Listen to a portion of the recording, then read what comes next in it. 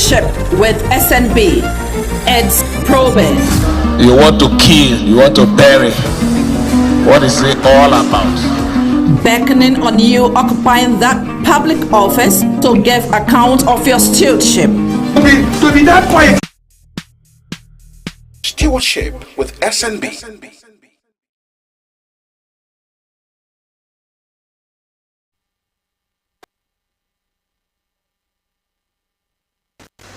Hello, good afternoon everyone, and thank you for joining us on the program Stewardship with SNB, live from the studios of Rstv here in Port Harcourt.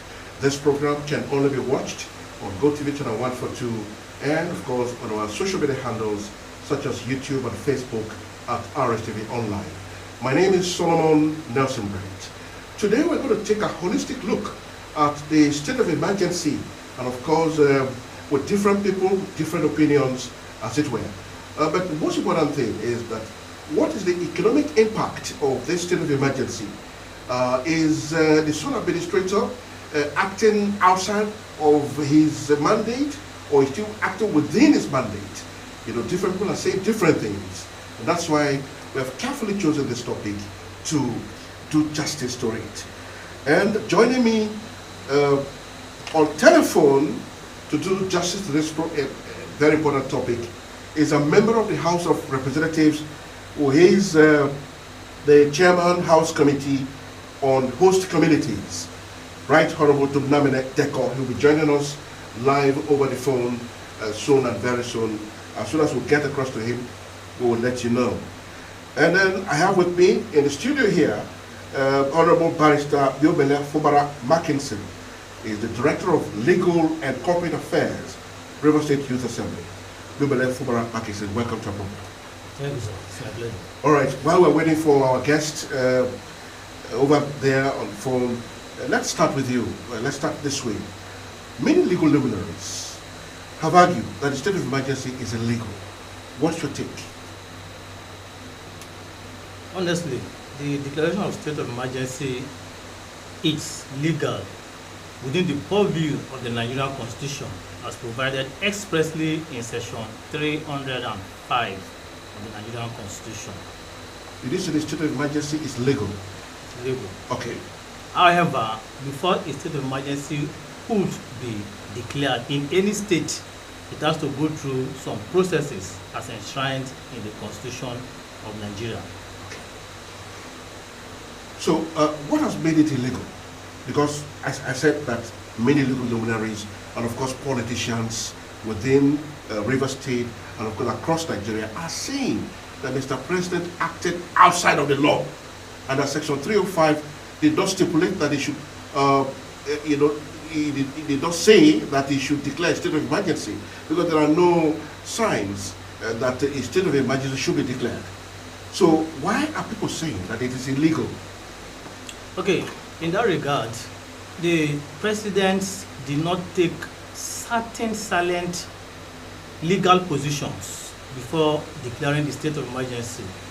However, the Constitution explicitly stated in section 205, subsection 3 and 4, that before a state of emergency could be declared, there must be a danger of war, or in that state there is imminent breakdown of law and order and public trust.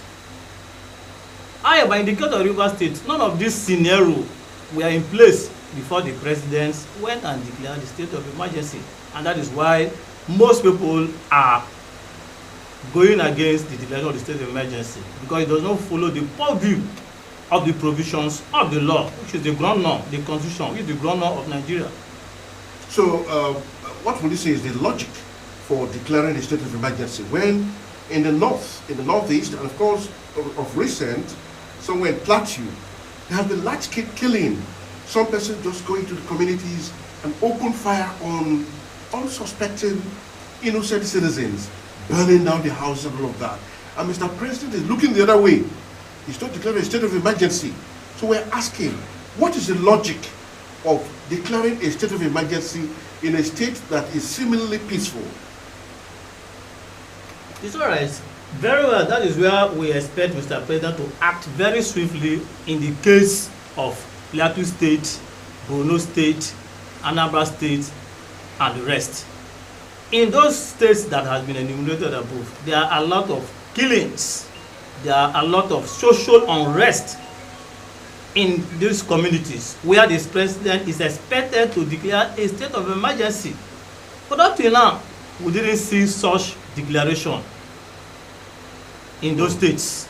So we are saying the president should take a very holistic and drastic step to declare state of emergency as provided in the constitution, where there is war, there is total invasion, imminent invasion, and social unrest, total breakdown of law and order in any given state, as provided in the 1999 constitution as amended. So could it be that Mr. President is only interested in the resources of River State and not protecting lives and property? Would you say so? Of course. From his actions, we can see that the president is only interested in the economic resources of River State and not the well-being of the state. All right. From the look of things, the sole administrator, who is from Cross River State, is now ruling River State. And from the look of things, about receiving the third month allocation, Rivers allocation, in his hands. Now, you would recall that the Supreme Court has said that the allocation should be released to the governor, the suspended governor, until a proper state house of assembly is constituted. Is that also? Is that what the constitution said? Of course. The law said, the Supreme Court said. Very well. Now, looking at the scenario that is playing out, the sole administrator has received first, second allocations, and now it's about to receive a third one. What do you have to say to that, as against what the Supreme Court said? Yes, we are very much aware that on the 28th day of February 2025, the Supreme Court of Nigeria did give judgment to nullify the election of Governor Sim Fubala, and also all political structures in River State, the House of Assembly and the local government, they were all sacked by that judgment. And on the 18th of March, the president go ahead and declare a state of emergency and sworn in Vice Admiral Ebas as the sole administrator of River State, which we are saying that the Supreme Court, being the apex court of the land, have said that there must be a democratically elected local government structure, as provided also in Section 7 of the Nigerian Constitution. So the sole administrator going ahead and appointing the 23 local government sole administrators, we are saying is illegal, unconstitutional, and null and void. And going further, the Constitution also said that the Supreme Court also said in that judgment of 28th day of February that there must be an election within 6 months. Within 6 months of the judgment. The local government election. The local government election. But what we see in Rivers is the reverse has been the case, where the sole administrator also went ahead and appointed 23 local government area sole administrator on the 7th day of April 2025. And don't forget that there is a pending suit instituted by Piles Civil Education Center, initiated by its coordinator, Courage Instrument, at the Federal High Court in PAC/ Port Harcourt /26/2025, where they also sought a restraining order restraining the sole administrator, not to appoint the sole administrator. However, swiftly the governor went and disobeyed flagrantly the court order and appointed the sole administrator, which we are saying all these are illegal, unconstitutional, within the purview of the law. All right, let's take a look at the state of emergency itself, as approved by the National Assembly. Now, the Constitution provides that it has to be individual votes, not bulk voice votes. But the National Assembly, the two chambers of the National Assembly, went ahead to adopt a bulk voice vote instead of individual votes. Now, the question is, isn't that compromising the process to just pander to the way of Mr. President? It's okay. We all know very well in Nigeria that the National Assembly are not, as it were, independent on their own. They are working within the whims and caprices of the president, because the votes so ought to be individual votes vis-a-vis a bulk vote. Mm. It's going to be an individual vote. So they went ahead and ratified the position of Mr. President, which we are saying again that is very alien to our constitution. Mm. All right, we're discussing the state of emergency as it is today in River State. And I have with me live in the studio, Honorable Barrister Biobele Fumara Mackinson, is the Director of Legal and Corporate Affairs, River State Youth Assembly. We will soon be joined to our eminent member of the National Assembly, Right Honorable Dumdamene Deko, a member representing Kana Gokana Federal Constituency, will be joining us via the phone. We'll keep trying his line, and then as soon as it gets connected to us, we will throw the questions to him as usual. So, let's continue with Barrister Biobele Fumara. Why is the sole administrator dismantling all democratic structures in the state? As the number you've dialed is busy, please hold or try again later. It's okay.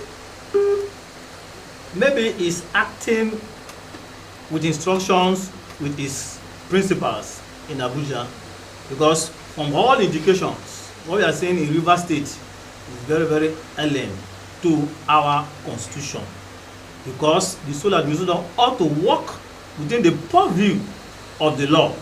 But what we see in River State, the reverse has been the case, and which most organizations, most advocacy groups are out to say no to these unholy practices that we see in River State. Is this a mini diarchy? That's a government of military and civilian. We have a military president up there, and we have a military governor here in River State. But that aside, it appears that this constitution was suspended by the sole administrator, Ibok Ete Ibas. Is that what we're seeing? The Constitution of the Federal Republic of Nigeria was suspended by the sole administrator. Is that correct? Yes, to a very large extent. The Constitution, I would say, suspended or was subverted by the sole administrator, because he didn't work within the express provisions of this Constitution, rather taking laws into his hands. We have seen situations where court orders have been disobeyed flagrantly in a democratically elected institution like River State. As the number you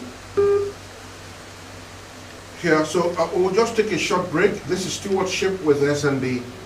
We're discussing state of emergency with different people and different opinions. As we saw a town recently where different protests and counter-protests, one for and another against the state of emergency. All are Rivers people, they are not non-River people. The only person amongst them that, okay, we are now joined by the honorable member. Hello, good afternoon. Hello? Okay, let's okay,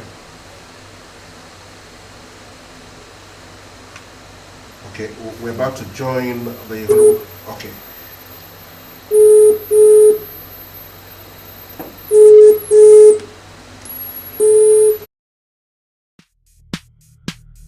Stewardship with SNB.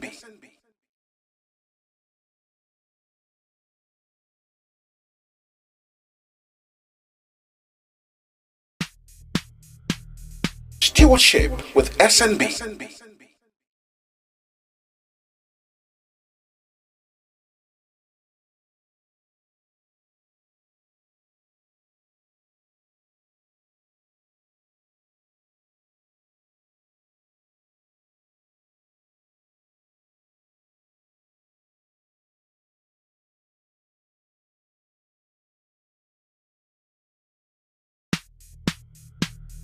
Stewardship with SNB.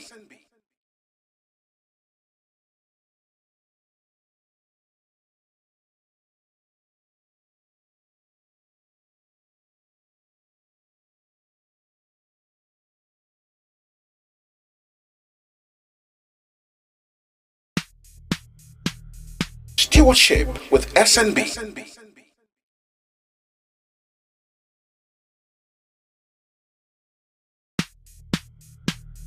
Stewardship with SNB.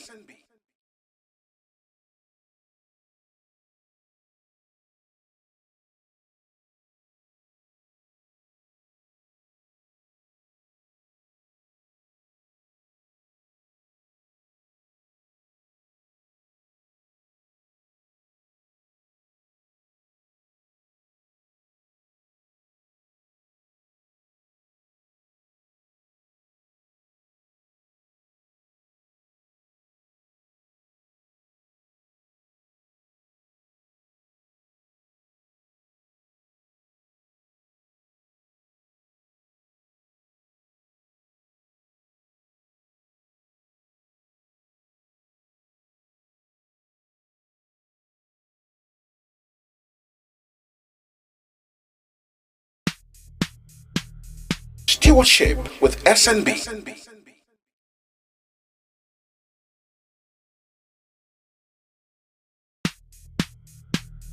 Stewardship with SNB.